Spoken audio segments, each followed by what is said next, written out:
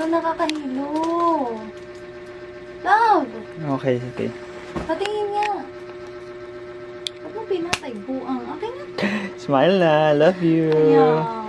Dapat lang. Alam mo yung nakatira dito? Malinis.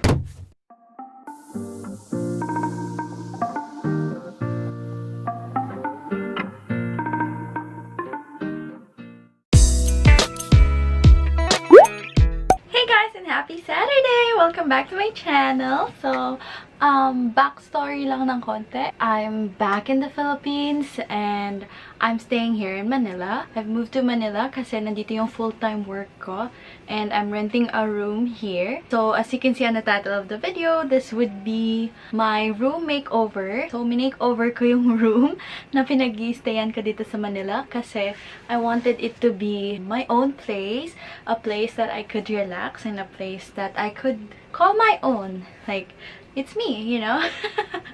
And pasensya na kasi medyo magulo tong video na to. Medyo magulo tong vlog na to kasi yung videographer slash boyfriend ko is hindi pa siya sanay mag-vlog. So, ayun. Ang nagastos ko for this makeover is only around 1,800 pesos. Kasama na yung wallpaper, bedsheet, wall clock, mirror, everything that I've added to this makeover is only around 1,800 pesos lang. So, gusto ko kasing magtipid kasi alam ko na during this pandemic, kailangan talaga natin magtipid and I want to help you guys out.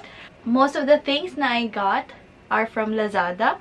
I'll leave the link down below nung Lazada stores na pinagbilhan ko ng mga nagamit dito.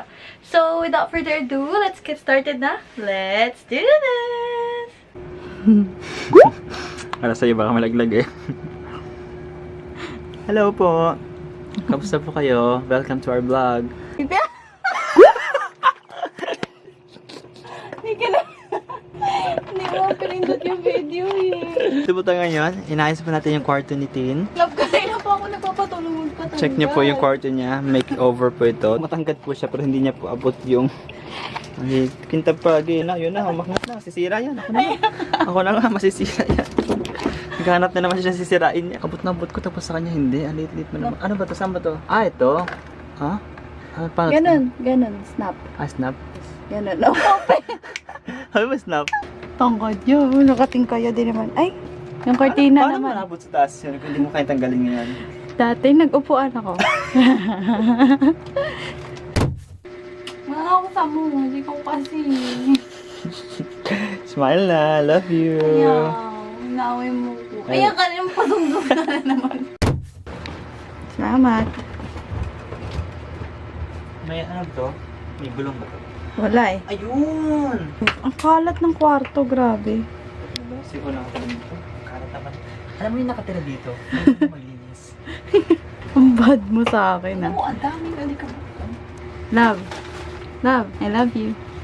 I love you. Okay, dito. Papasok pa si ma'am. May piba ngayon. Zuba na naman.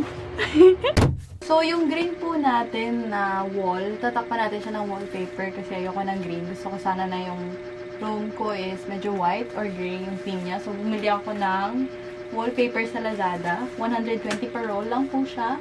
Siguro I'll put the link down below nung store na binilhan ko. Ayan. Game na. Lagyan natin yung wallpaper.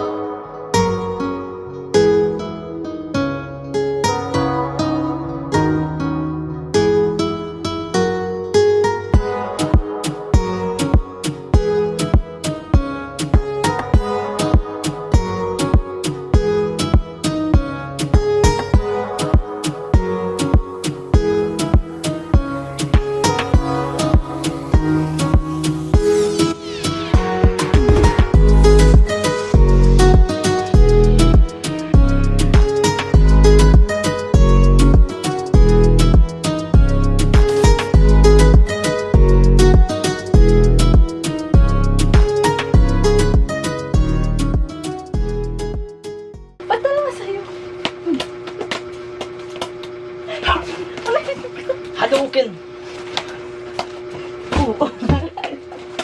Oh! Tayo, malipit na tayo. Ay ko. Sakit ng kamay ko. I won. Excuse me.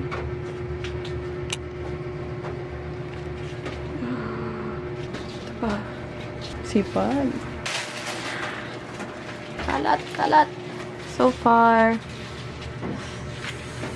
medyo okay na to. Yung wall na to, okay na din. Dito naman.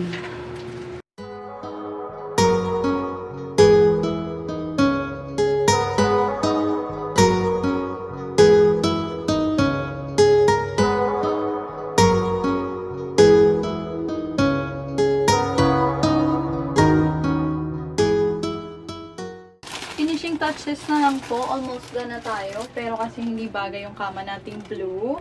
So, bumili tayo sa ating paboritong shopping mall online, Lazada, na bed sheet na white na may yon, na may pinturang black, sabi ni Papa.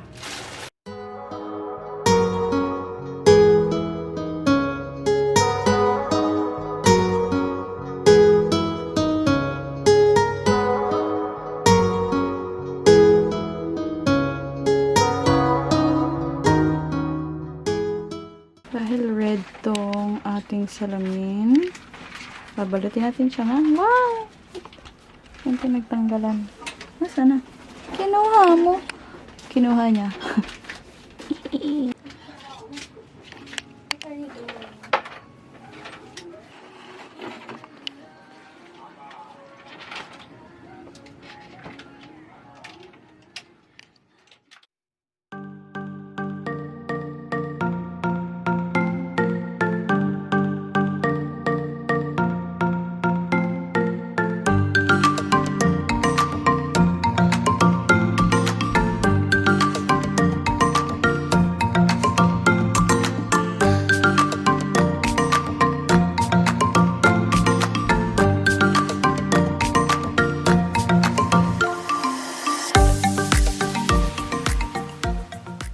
So that's it for my extreme room makeover. Yung size nga pala ng aking bedroom is 5.4 square meters. Around 5.4 square meters lang. So maliit lang siyang room. Nagmukha siyang malaki dahil doon sa white na background. So I am very happy with the result that I have.